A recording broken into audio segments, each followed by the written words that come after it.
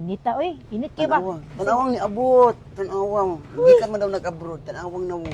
Tanawang na mo. Abroad? Ha? Pila naman nakadekada dito eh, wala aesthetic dito, murag gikan murag bangkas. Gani, wala na usap iyong nawong. Wala gani. Abroad ba? Unta di ba kung abroad ka, maputi imong nawong, muhamis ka. Oo. Tingala man ko, unsay gitrabaho dito di ay factory sa dagom. Nahulugag dagom iyang na mga nawong kay nabangag-bangag man. Simbako na unsa di puro sa isno dito, di makaputi. Dili gud siguro. Kayo mas guro ang kwan dito isno. Tanaw ra gud, wala gid na usab. Wala jud. Murag gyud gabaw. Tanaw na punog piklat ang nawong. Di ba? Mao na abroad.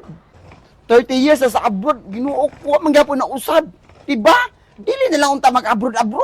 Simbako na. Apay batiis gi murag liha. Mo ka nang puti-puti na lang ba sa nalibog ko anin niya. Ni simba ko ay no pag-abroad uy. Wala gikag kuan ka ng airport, mura namalingkir ra. Gani. Simbako eh. Uy simba ko ana uy. Dili jud ko maabroad. Kumaabroad eh. Di ko abroad uy.